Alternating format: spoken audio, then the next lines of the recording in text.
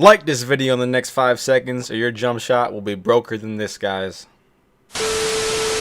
What's good, YouTube? It's your boy Lethal Lev back again with another 2K21 video. And finally, after countless hours of testing, I have the best all-around guard build for you guys. Now, this guard build can do it all. But with the way the shooting is this year in 2K21, the pure playmaker build that I had in my last video, it doesn't look like it's going to be the move unless they patch shooting. Because a 72 to 75 3 ball this year doesn't look like it's going to be able to shoot consistently. I know it's early. I know people don't have all their badges, but this build is going to have an 80 plus 3 ball and all the badges that you need. So you're going to want to make a shooting guard, choose the shooting and the finishing pie chart, and then put your attributes to how I'm putting them right here. So the good thing about this build is that you get a lot of badges, and you can spread out these badges across finishing, shooting, playmaking, and defense.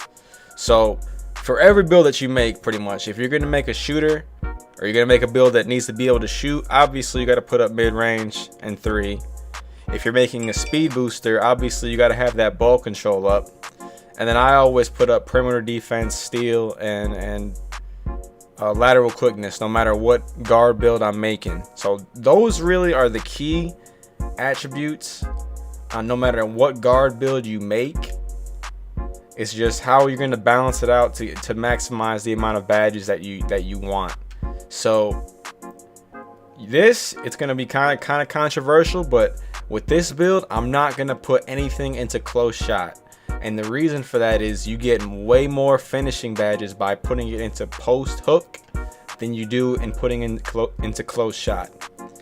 So I'm not really worried about, what my close shot is. I figured close shots are going to be wide open. I should be able to hit them no matter what.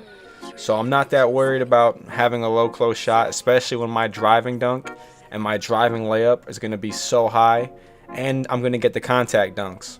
Another thing, on defensive badges, you notice that I'm not putting up the block. I tested it out, and for some reason, when you put up your block rating, you get way less defensive and rebounding badges as opposed to just putting up your rebounding. So I would recommend for this build, you put into defensive rebounding and the rest into offensive rebounding, because you want to have 6 defensive badges. And if you put it into block, you're only going to get 3. So I would much rather have 6 defensive badges with a low block than 3 different defensive badges with a 50 block.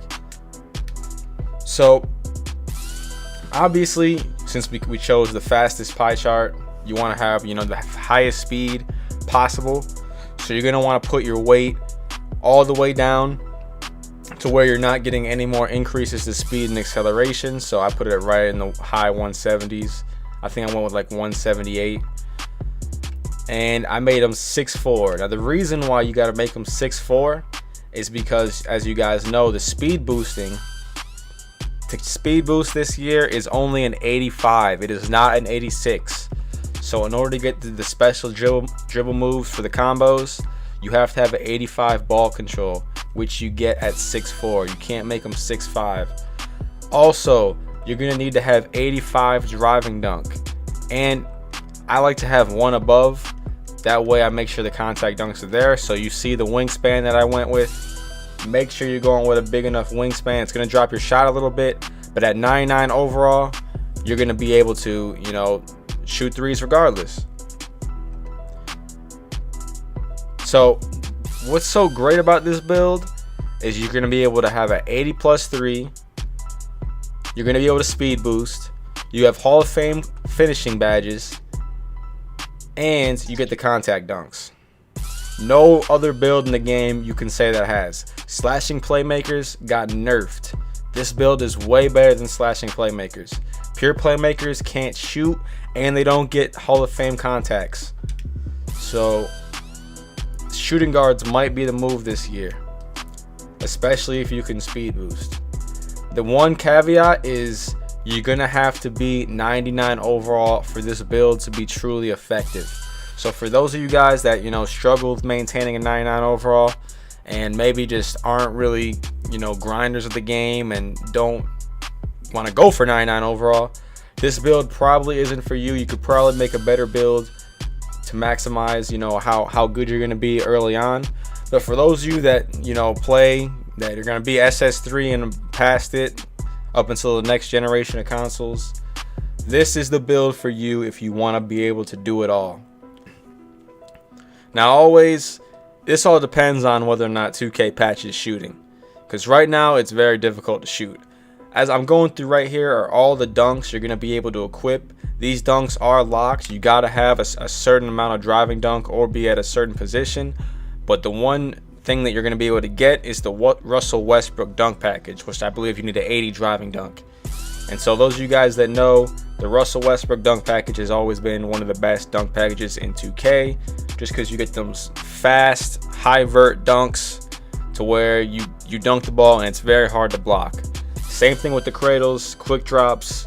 All these dunk packages are going to be very difficult for your opponent to block, as opposed to pure playmakers that don't get a high enough driving dunk, so that even if they blow past you, they're still getting blocked a lot of the times because their dunk packages aren't the same as this build. See, look at that Russell Westbrook dunk package.